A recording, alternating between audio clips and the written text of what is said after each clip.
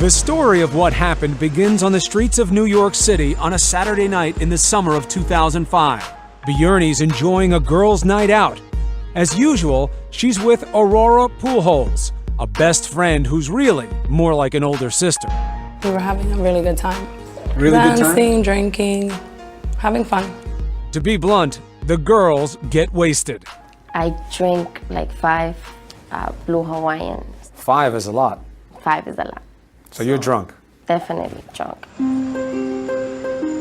As the night winds down, Björn and Aurora are sitting in Aurora's car while their friends pick up food from this restaurant. A group of men cruising for action pulls up next to them, inviting them to a party. Suddenly, one of them jumps into the car. I remember being in shock because this guy just opens the car door and walks into the car. He's inviting us to an after party. What'd you think of him? A crazy guy. Get into my car without permission. The situation is a powder keg, so Aurora scrambles out of the car and joins her friends in the restaurant. She expects Björn to come with her, but instead, Björn takes off in her friend's car. I was drunk, so I took the car and I drove. We walk back out and the car's not there. Björn leaves the car at a nearby parking lot and piles into a white van with the stranger and his friends. They spend an hour driving around, searching in vain for the party. I got scared in my way there because I thought something was gonna happen. So I started crying and crying and crying. Björn's friends, left high and dry, tried desperately to call her cell phone. Finally, they make contact and reunite with Björn and the car back at the parking lot. When they find her there, Her hair was all crazy. Her mascara was all runny. She looked like she had been in a struggle. Aurora and the girls are angry they've been ditched. Björn feels cornered and doesn't know what to do. Tensions are high. And then, Out of nowhere, she lashed out at me. We got into a physical fight, which I started it. the fight is an out-and-out brawl. The girls even crack the windshield. And this is totally out of character for her. Totally out of character. This is not for her. how she This is. No. Aurora is furious and stunned, but the mood changes when Björn explains why she's acting this way. She says something terrible happened with the stranger in the back of the van. He pulled off my pants. He was hitting me, and he raped me. Were you screaming for him to stop? Yes, I did. When did it stop? When he finished. She had been raped. And I'm like, feeling like horrible. Like just in shock. The girls, enraged just moments before, are now totally sympathetic. They drive Björn to this hospital. She relays her account to the staff there, and they perform a rape kit. Detectives from the NYPD Special Victims Squad start investigating. Björn repeats to them her nightmare of being brutally raped. Then, in short order, they track down the white van and the guy who'd first jumped in the girl's car, a 28-year-old contractor named William McCaffrey. Why did you think the police want to speak to you? I had no idea, but I know I didn't do anything, so I had no problem going into the precinct.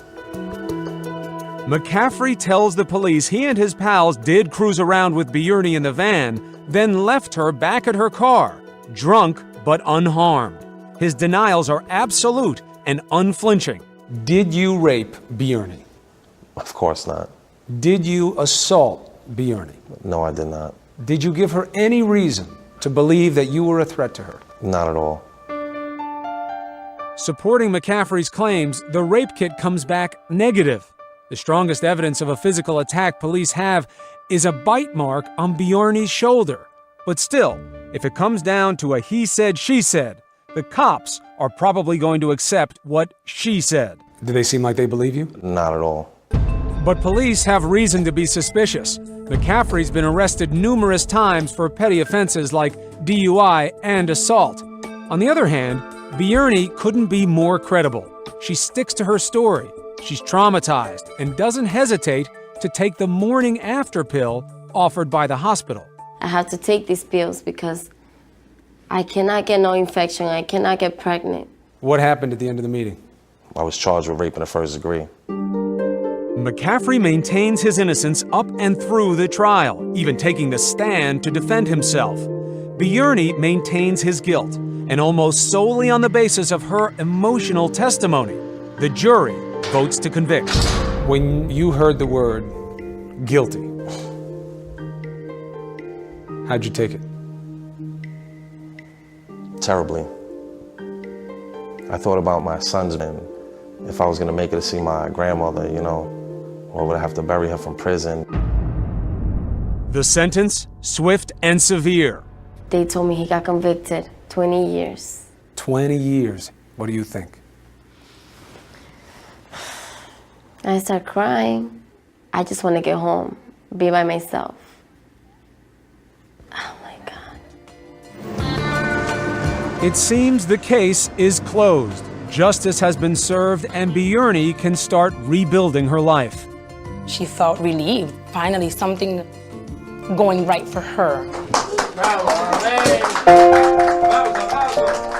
With the ordeal of the trial behind her, Bjorny Peguero is ready to end her life as a rape victim and start again as a wife and mother. William McCaffrey, on the other hand, is in New York's notorious Sing Sing prison, dealing with a rape rap, not the most popular of crimes on the inside. You're always looking over your shoulder. People try to beat you up in prison? Of course, I was up the river, literally. But McCaffrey's not fighting for his life, he's fighting for his freedom. With the help of attorney Glenn Garber, head of a New York nonprofit called the Exoneration Initiative. We're doing what we can to help a lot of people who've been forgotten and are languishing in jail. Garber thinks the case against McCaffrey is thin. Remember, the rape kit had come back negative. The prosecution won relying largely on Bjorny's testimony and McCaffrey's questionable past.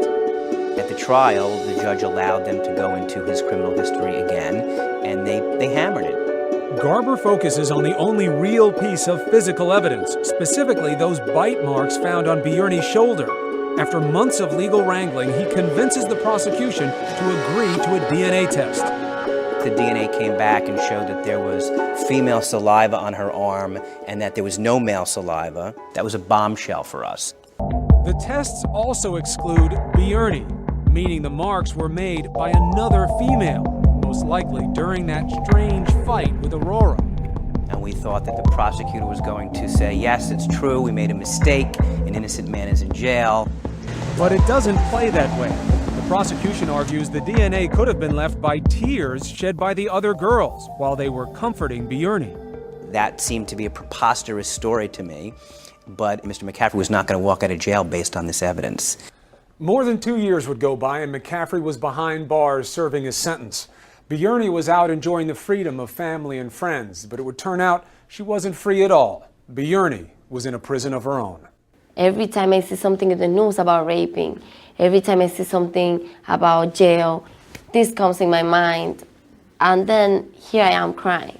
At last, in the confessional at this New Jersey church, Bjorny reveals the secret which has been tormenting her. What do you say? I told the priest that there was somebody in jail because I lied. I said he raped me when he didn't.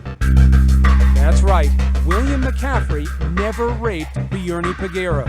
And Bjorny's accusations repeated to friends, the hospital staff, the police, the prosecutors, and the jury, all of it lies.